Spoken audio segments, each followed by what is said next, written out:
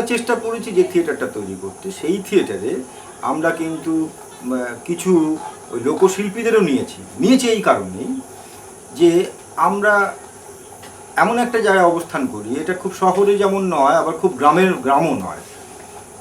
তাদেরকে যদি এর সঙ্গে রাখা যায়, তাদের সঙ্গে যদি ব্যক্তিগত একটা সম্পর্কের জায়গায় তৈরি করা যায়, তাহলে তাদের সুখ দুঃখ সম্পর্কে আমার যে শেয়ারিংটা তৈরি হয়, এটা খুব ইম্পর্টেন্ট। এবং আমার যে কাজটা হবে সেই কাজটা কোথাও ওই লোকজ যে গন্ধ সেই গন্ধটাও আসাটা খুব জরুরি। সেই গন্ধটা আসতে সুবিধা হবে বলেই আমার মনে হয়েছে সেই শিল্পীদের এর মধ্যে আনাটা খুব জরুরি। এবং আমরা যেটা চেষ্টা করেছি, ওই লোকশিল্পে যা যা ইনস্ট্রুমেন্ট ব্যবহার হয়, এমনকি অষ্টকের যে গান ব্যবহার হয়, তার যে সুর ব্যবহার হয়, সেই সুরগুলোকে আমরা এখানে ব্যবহার করেছি। এবং এখানে অভিনয় অংশটা আমরা এখানে প্রশ্ন আসবে, তাহলে রামযাত্রাটা কীভাবে এলো এর মধ্যে।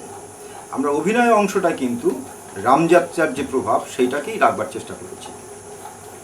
আর এটা যখন উপস্থাপিত হয়, রামযাত্রা এবং অষ্টককে ব্লেন্ড করে একসঙ্গে, কারণ আধুনিক যারা থিয়েটার করছেন তারা যখন ওই, আমি তো এখান থেকে ধরুন পুরুলিয়ার ছৌ আমি থিয়েটার ব্যবহার করছি, তো পুরুলিয়ার একটা ছৌয়ের অংশ এনে আমি থিয়েটারে সেটা লাগিয়ে দিলাম, এটা কোনো লোকজ আঙ্গিকের কোনো সঠিক ব্যবহার বলে আমি বিশ্বাস করি না। আমার মনে হয় আমার থিয়েটারে যখন ওই লোকশিল্পের কোনো আঙ্গিক ব্যবহার হবে, কোনো কিছু ব্যবহার হবে, তখন সেটা থিয়েটারের মতো করেই আসতে হবে, তাকে থিয়েটারের শর্ত মেনেই তাকে আসতে হবে। কিন্তু এইটা করার পিছনে একটা উদ্দেশ্য আছে। উদ্দেশ্য হচ্ছে, ধরুন এই যে লোকশিল্পীদের জীবনের যে সংকট, রুজি রোজগারের যে সমস্যা, তাদের আর্থসামাজিক যে অবস্থান, তাদের ব্যক্তিগত জীবনের যে নানা রকম ক্রাইসিস, এইটা কিন্তু ওই শিল্প তৈরি হওয়ার পেছনে এইগুলোর একটা বিরাট ভূমিকা থাকে।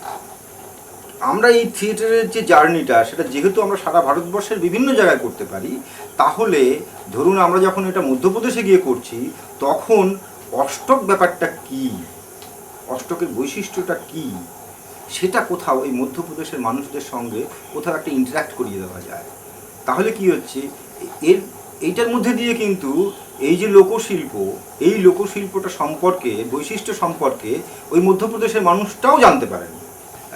আজকে যে আমি এই বিষয়টার উপরে যে কাজটা করতে শুরু করলাম, এরকমটা নয়। কিন্তু আমি প্রথমেই একটা কথা বলেছি, আমার বেড়ে ওঠার সঙ্গে সঙ্গে আমার চারপাশে এই সংস্কৃতির কাজ হয়, আমি এটা দেখতে দেখতেই বড় হয়ে উঠেছি। আজকে আমার থিয়েটারে আসার পেছনে এই মানুষদের, এই শিল্পর একটা বিরাট ভূমিকা আছে। এখানে যে চারজন আমরা লোকশিল্পীকে সরাসরি এই অভিনয়ের মধ্যে, এই নাটকের মধ্যে এনেছি, তার মধ্যে একজন আছেন যিনি অষ্টকের মাস্টারই করেন, আর অষ্টকের মাস্টার, একজন আছে অষ্টকে অভিনয় করেন, আর একজন আছে রূপকীর্তনের আর্টিস্ট, আর একজন আছে মিউজিশিয়ান হিসেবে এসছেন, তিনিও রূপকীর্তনের আর্টিস্ট, কিন্তু ফোক আর্টিস্ট হয়। এদের সঙ্গে যে আমার এই 2 মাস আগের থেকে পরিচয়, এরকমটা নয়, এদের সঙ্গে দীর্ঘদিনের পরিচয়, যে কারণে এই কাজটা করতে গিয়ে কিন্তু প্র্যাকটিক্যালি কোনো অসুবিধেই হয়নি। বাংলা থিয়েটারে বিনোদিনী যে থিয়েটারকে ডমিনেট করতে পারলো না, বিনোদিনীর ব্যক্তিগত স্যাক্রিফাইসের জায়গা থেকে একটা যখন থিয়েটারে হল পাওয়া যায়, তখন সেটা বিনোদিনীর নামে হতে পারে না। কিন্তু এই নাটকের কেন্দ্রীয় চরিত্রে যে অভিনয় করছেন, এবং এটা সত্যি ঘটনা, সেই মহিলার নামে, বিলাসীর নামে কিন্তু এই দলটা একটা সময় বিলাসী নাট্য সমাজ নামে পরিচিতি পায়, এবং সেটা বিলাসী সেই দলকে ডমিনেট করে এইটা করতে পারে। আজকের দিনে মেয়েদের এই যে অধিকারের জায়গাটা, এইটা কোথাও প্রতিষ্ঠিত হয়, সেটাও খুব গুরুত্বপূর্ণ বলে আমার মনে হয়, যেটা লোকশিল্পে আকছারি হয়ে থাকে।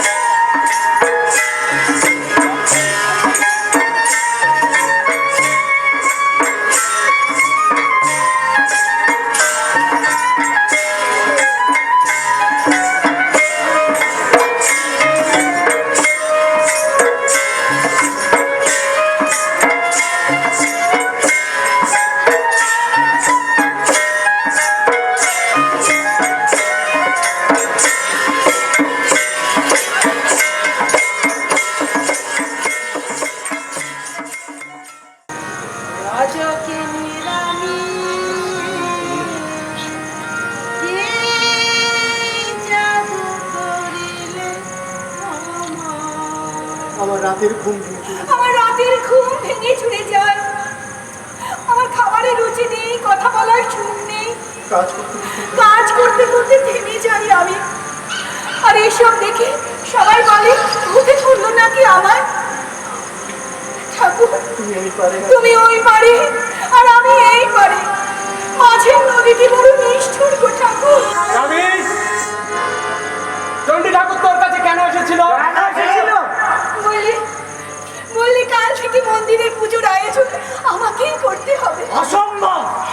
কেন অসম্ভব? কেন? তুই জাতের রজকিনী, ধোপা, নিচু জাত তুই। সে জাত চেনে না গো, ভক্তি চেনে। আমি তো দূর থেকে পূজার আয়োজন করব, পূজা তো করবো না। রাধা মাধব তোর হাতে পূজা নেবেন কেন? নেবে না কেন? আমি জাতি রজকিনী, তাই বলে রাধা মাধব আমার দেবতা না, এই কথা কে বললে? আজ পর্যন্ত কোনোদিন হয়নি। হ্যাঁ, চণ্ডী ঠাকুরের এমন দশা তুই করেছিস।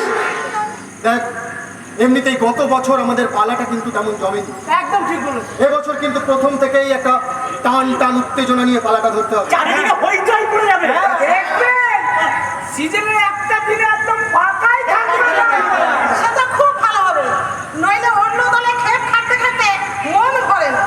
তাই স্বাধীনভাবে কাজ করার আনন্দই পাই না। ওই যে শিল্পাঙ্গনা তারাদা, সেও তো বিলাসীকে মাইনে দিয়ে রাখতে চেয়েছে। পুরো একটা সিজন ওদের সঙ্গে থাকতে হবে। না সেটা আমি নাই বলে দিয়েছি। কেন বিলাসী না বললে কেন? আমি স্বাধীনভাবে কাজ করি, আমি কাজ করে খাই মাস্টার। আমি কারো গোলামি করবো না। হৃদয়ে জোড়া লইলা রামে, আমার হৃদয়ে জোড়া লইলা রামে, আমি রানী রানী আমি, আছে আছে রাধা মাধব, আছে আছে রাধা মাধব, আমার প্রেমের ঠাকুর যিনি, আমি চাচ্ছি না বলেছি না। বাড়ির পুরুষদের গিয়ে কথাটা বুঝিয়ে বল যে আমরা চণ্ডী ঠাকুরের এই স্বেচ্ছাটা সহ্য করতে পারছি। তারা যদি কিছু পারে তো করুক, নয়তো বলুক আমরা এর একটা ব্যবস্থা করেছি। হ্যাঁ বলুক, দরকার হলে চুলে মূর্তি ধরে বের করে আনবো ওই মন্দির থেকে। মন্দিরে বসে লীলা খেলা নোংরামি। বলে কিনা রাধা মাধবের নাকি জাতের বিচার নেই, যারা আমিকে সইতে পারে না তারাই নাকি সব বলে বেড়ায়। এও তোদের সহ্য করতে হচ্ছে। মেয়ে মানুষ না অন্য কিছু। হ্যাঁ দেখেছেন এই সমাজের কি হাল? পাওয়া গেছে আগে গরু হারালে কি মানুষের মাথা ঠিক থাকে? দিনে দিনে তো কানের মাথা খেয়ে বসেছে। আমি একটু জোরে বলো। শোনো, পাওয়া যখন গেছে এখন বাড়ি যাও, আর কিচ্ছু বলার নেই। যোগেন চৌধুরী মহাশয়কে বিলাসী নাট্য সমাজের পক্ষ থেকে জানাই আন্তরিক অভিনন্দন। সামনে উপস্থিত সমস্ত ভক্তবৃন্দকে জানাই আমাদের নাট্য সংস্থার পক্ষ থেকে ধন্যবাদ। আমরা শুরু করছি আমাদের আজকে ভক্তিমূলক পালা চণ্ডীদাস রজকিনী।